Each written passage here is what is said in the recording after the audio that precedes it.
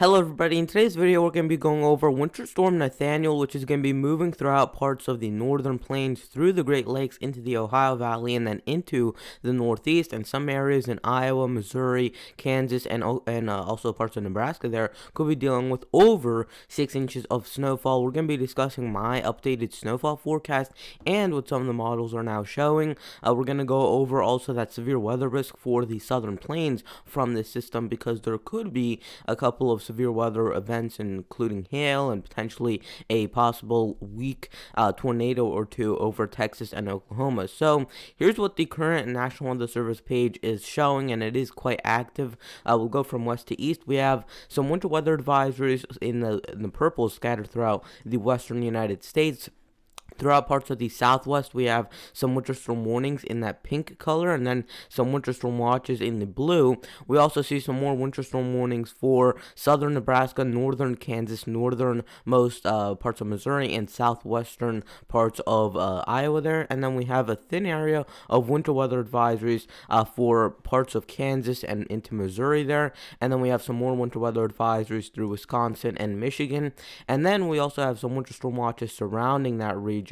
And we have two different areas. We have one for Kansas, Nebraska, even parts of Missouri, Iowa, and into Illinois and Indiana, as well as another area mainly for freezing rain over northwestern parts of Virginia, northeastern parts of West Virginia, western Maryland, and southwestern Pennsylvania there. That's where you guys are looking at the threat, mainly for ice accumulation. That's going to be the biggest threat. Wind chill advisories are in effect for northeastern Montana, northern North Dakota, and northwestern Minnesota, as well as a big area of air quality alerts in effect for Texas, New Mexico, and Oklahoma. And then over at Hawaii, we actually have some winter storm watches, believe it or not, for the big island of Hawaii. And that's actually where it's some of those volcanoes 14,000 feet up or higher.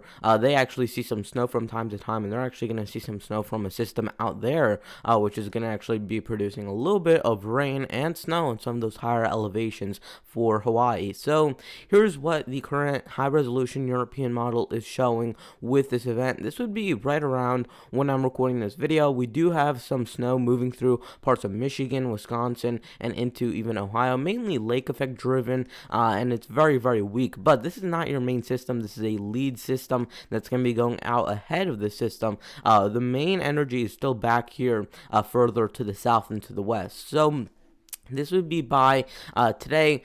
This would be right around 7 p.m. Eastern Time, 6 p.m. Central Time. We're looking at more of that rain still staying to the south. We have a little bit of rain and snow showers further north into West Virginia, Maryland, Pennsylvania, and Ohio. You could see a little bit of lake effect overnight tonight, but the main story is going to be what's going to happen on Monday and Tuesday, where we see this big blob of moisture come in from the south. We're now in Missouri, especially northernmost Missouri into southern Iowa. We're dealing with a little bit of snowfall. This would be by Monday morning, right around 7 in the morning Eastern Time, 6 in the morning Central Time. This would be by right around 9 a.m. Central Time, and here's by 12 p.m. Central Time, and we're looking at more of that heavy snow moving throughout parts of Iowa, Missouri, Illinois, Indiana, and Ohio. We also do have a thin area of ice, and that's going to be really something that we have to keep an eye on, because that could cause some real travel issues. Exactly where that sets up, whether it's a little bit further to the north or a little bit further to the south, is what is going to be a big thing that we have to watch out for, because whoever gets stuck in that thin band of ice could see maybe up to closer to a quarter of an inch of ice if some model projections are correct. And then we see that system break up into two, because we're starting to see our lead storm start to form. We have still one out here, but we're seeing another one that's going to become our offshore system start to develop, and we're seeing our first one back through Missouri, Illinois, and Kentucky there, where you're dealing with a little bit of snow, still moving up through these regions. So as we continue this forward, you see that by Monday night in through Tuesday morning, we start to see the snow start up for the mid-Atlantic, and then we're seeing still more moderate to light snowfall over parts of Missouri, Iowa, Wisconsin, Illinois, through northern Indiana, northwestern Ohio, potentially in southern Michigan by this point. This would be by right around 9 p.m. tonight Central Time. This would be 10 p.m. tonight Eastern Time. And we're looking at that snow spreading over the Great Lakes, and we're also starting to see more of that winter precipitation start up for the northeastern United States. Watch out if you live in northwestern Virginia, eastern West Virginia, western Maryland, or south central Pennsylvania, and kind of that area that I just circled, because in those valley areas, you could get some cold air to get trapped there, and that could lead to a bit of freezing rain, and that might cause a little bit of issues, especially when you're traveling throughout that region. So if you live in that area, definitely this could cause some issues in terms of having a lot of ice on the roadways and maybe even a couple power outages here and there. And we're starting to see a little bit of that snow move into Pennsylvania, Maryland, Delaware, and New Jersey by this point. And you continue to see that through the day on Tuesday. By Tuesday morning, it's snowing in much of Pennsylvania, southern upstate New York, through Michigan, through Indiana, Illinois, Wisconsin, and then back a little bit further to the west. Now, this is going to be where we really have a lot of issues, is where does that rain snow line really set up here? Is it going to be right here? Is it going to be further to the south? Is it going to be pushed a little bit further to the north? That's what we really have to figure out, because there's going to be this 25-mile wide area that has a lot of uncertainty, where you could get up to 3 or 4 inches of snow, or maybe you get missed out entirely. And that's going to be really something that we have to pinpoint and kind of pin down over the next couple of days. I'll probably have another update on this forecast by tomorrow. This would be by Tuesday, early in the afternoon. Here's by the evening hours. And again, that rain snow line is going to stick right over the same area, right around somewhere right in this area right here. So exactly where that sets up is going to be crucial, because anywhere north of there is going to stay solidly in the snow, and anywhere south of there is going to stay solidly in the rain. So I would say there's probably, again, about a 25-mile wide box that you could put where the rain snow line could set up, and anywhere within that box has the potential for either a high amount of snowfall, or high in terms of the system, maybe 3 or 4 or 5 inches of snowfall in some cases, or a low amount of snowfall, maybe just an inch or even less than that, depending on if you get stuck in the rain, in the mix, or in that all snow area. We're seeing that snow also in the recent model ones be pushed a little bit further to the north, and that would actually allow areas of southern New England and back through upstate New York to get into a lot more snowfall than what we were originally anticipating. This would be by Tuesday night through Wednesday morning,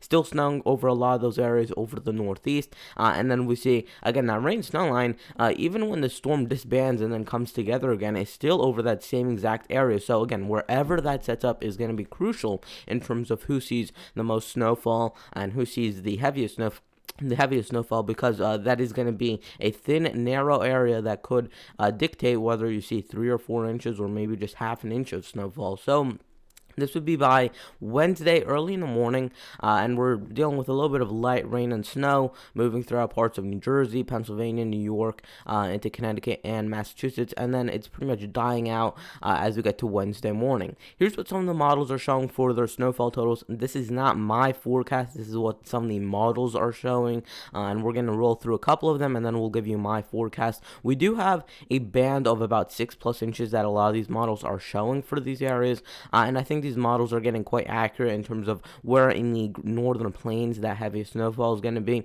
We've also caught on to the idea that it's going to be more of a west to east band of snowfall instead of a north to south snowstorm type of setup. So it's going to be not really how far north you get is determining how much snowfall you get. It's going to be kind of how far west or east you are, because the further west you are, the further and closer to the Great Lakes you are, the more snow you'll probably see, mainly because of a little bit of lake effect enhancement. It's going to be an east-west band of snowfall that is going to dictate how much snowfall you really do see. This is what the European model is showing. Here's what the GFS is showing, and there really isn't too much of a difference. And again, over parts of the northeast, really throughout this region right here, there is that big uncertainty as to where does that rain snow line set up, and that could play a major factor in where those 2+ inch amounts could get inched a lot further south or a lot further north, like we're seeing on some models. The GFS, I think this is a little bit too far north on the GFS, but I do agree with what it's showing over the Midwest. I think, except for these heavy amounts, I don't think you'll see 2 feet of snow, but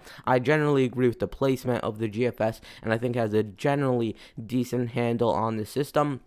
And then here's what the Korean model is showing, and that inches that rain snow line further south. But it keeps, again, the area in the northern plains really has the most certainty with this. There's a lot of models agreeing in the same area, seeing heavy snowfall. So I'm not really having any issues throughout that region forecasting it. I think that's going to be one of the easier areas to actually forecast in this system. It's going to be that rain snow line over the northeast. That's going to be one of those things that's going to either make or break the storm. And then here's what the Canadian model is showing. You can see that one inches it further south as well, and it generally has that same area under the heaviest snowfall from about northern Indiana westward into Kansas and Nebraska. And then finally, here's what the National Weather Service is showing, and they're kind of a mix of both of these, where they have the heaviest snowfall back through the northern plains, but they are also showing kind of a mix between the northernmost snow line and the southernmost snow line, and they're pretty much right in between there, showing about 2 to 5 inches of snowfall generally for the northeast, 6 to about 12 inches in the Midwest. So here's that ice forecast, because some of these areas could definitely see some decent ice accumulation. I think these are a little bit overdone. I don't think there's going to be half an inch of ice, but the general area is what you want to pay attention to, and it's a very thin area that can move a little bit further north or a little bit further to the south, and there would be a lot of changes. So definitely the exact area isn't defined just yet, but it's going to be somewhere over northern Missouri, central Illinois, and potentially into central or southern Indiana, and then another area over the Shenandoah Valley of western Virginia, eastern West Virginia there, where you're looking at potentially some heavy ice accumulation, especially in some of those valleys.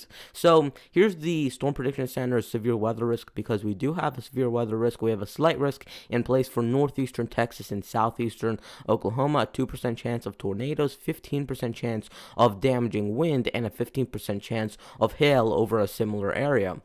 Here's that day 2 outlook. So that was for today. Here's for tomorrow, where we have a marginal risk from northeastern Texas into southeastern Missouri, and we have a 2% chance of tornadoes, a 5% chance of hail, and we really don't have too much threat in terms of any real wind damage out of this event. So on the second day, the first day, you do have some chance of a wind damage event. So under an inch of snowfall is expected from now through Wednesday, according to my forecast. This is what I'm thinking is going to happen. So at least some light accumulation throughout much of these areas from Kansas, northern Missouri, into Illinois, Indiana, and eastward. That's where I'm looking at least some snowfall. It might not accumulate to too much, but you'll at least see some flakes flying at the least. So here's the 1 to 3 inch area. This is where you could see some decent accumulation. Again, whether that gets washed away by some rain that switches over later on is still something that we're going to try and figure out here. But 1 to 3 inches for this area, and that covers much of the northern plains through the Great Lakes